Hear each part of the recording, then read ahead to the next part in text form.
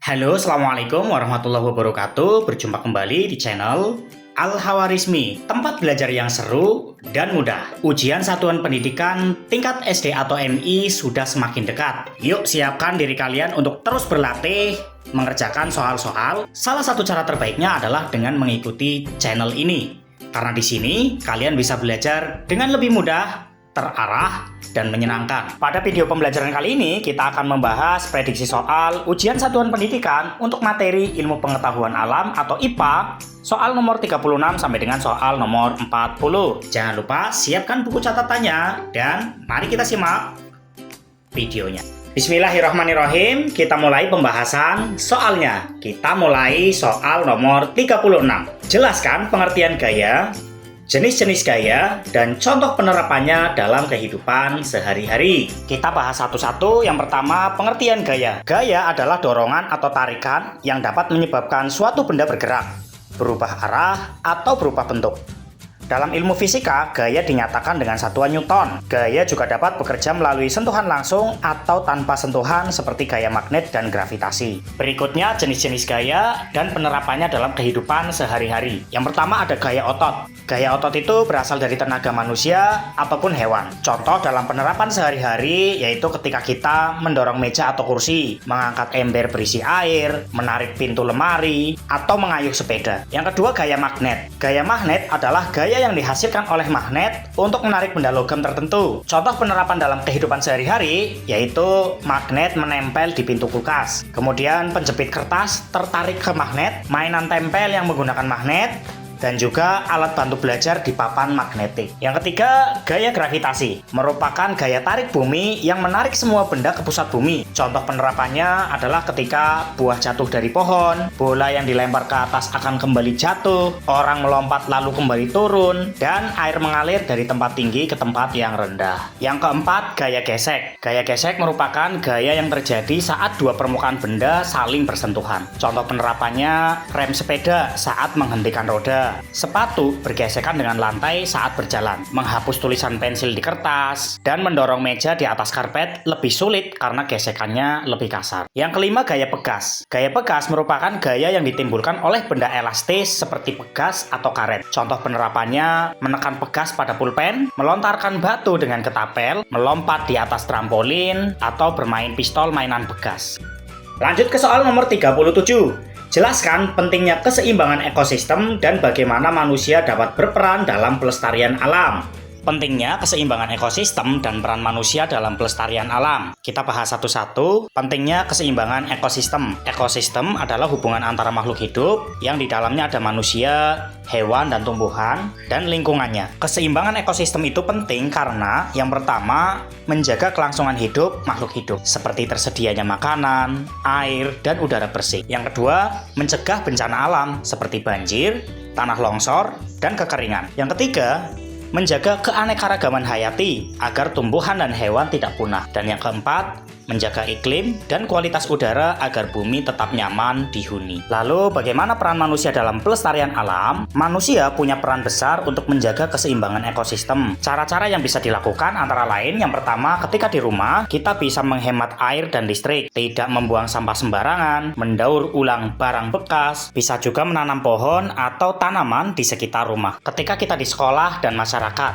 kita bisa menjaga kebersihan lingkungan, mengikuti kegiatan tanam pohon atau bersih-bersih sungai, tidak merusak tanaman atau menyakiti hewan, bisa juga belajar dan mengajak orang lain peduli lingkungan. Secara umum kita juga bisa melakukan hal-hal sebagai berikut: tidak menebang pohon sembarangan, mengurangi penggunaan plastik sekali pakai, mendukung produk ramah lingkungan, atau melindungi hutan, laut, dan hewan langka.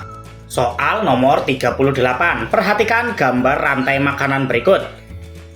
Lihat gambarnya teman-teman. Di sini ada padi sebagai produsen, kemudian ada konsumen primer, belalang, kemudian ada katak, konsumen sekunder, kemudian ada ular, konsumen tersier, dan ada elang sebagai konsumen final. Pertanyaannya, jelaskan peran masing-masing makhluk hidup pada rantai makanan di atas.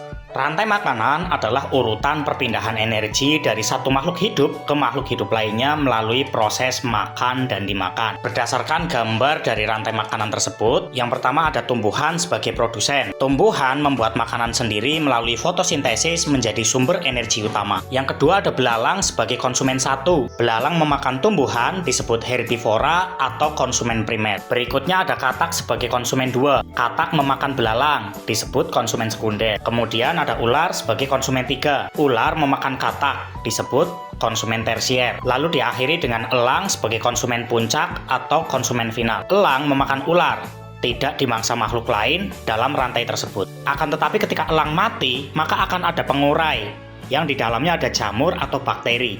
Meskipun tidak tergambar langsung, pengurai ini akan menguraikan sisa-sisa makhluk hidup yang mati dan mengembalikan zat hara ke tanah. Soal nomor 39, perhatikan gambar di bawah ini. Ini merupakan gambar senter ya teman-teman. Pertanyaannya, sebutkan dan jelaskan komponen listrik pada senter baterai.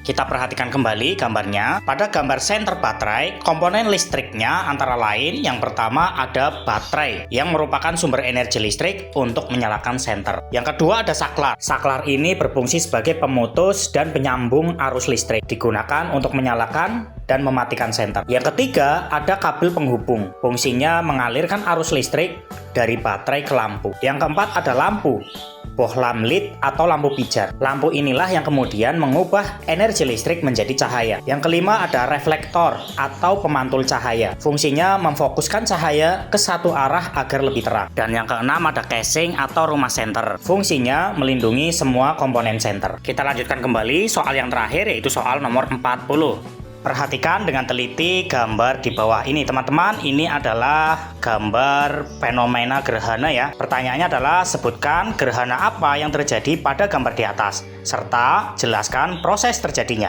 Yuk teman-teman, kita perhatikan kembali gambarnya. Di situ urutannya adalah gambar matahari, gambar bumi, dan juga gambar bulan. Maka ini bisa dikatakan sebagai gerhana bulan. Gerhana bulan terjadi saat bumi berada di antara matahari dan bulan. Cahaya matahari yang seharusnya menyinari bulan terhalang oleh bumi. Bayangan bumi jatuh ke permukaan bulan, sehingga bulan tampak gelap dari bumi. Adapun bayangan bumi terdiri dari umbra atau bayangan inti yang menyebabkan gerhana total. Kemudian ada penumbra, yaitu bayangan samar yang menyebabkan gerhana sebagian. Gerhana bulan hanya terjadi saat bulan berada di fase purnama. Demikian pembahasan prediksi soal ujian satuan pendidikan untuk materi ilmu pengetahuan alam. Apabila teman-teman suka dengan video pembelajaran seperti ini, jangan lupa tekan like, komen, subscribe, dan nyalakan tombol notifikasinya, agar teman-teman selalu mendapatkan informasi terupdate dari channel ini.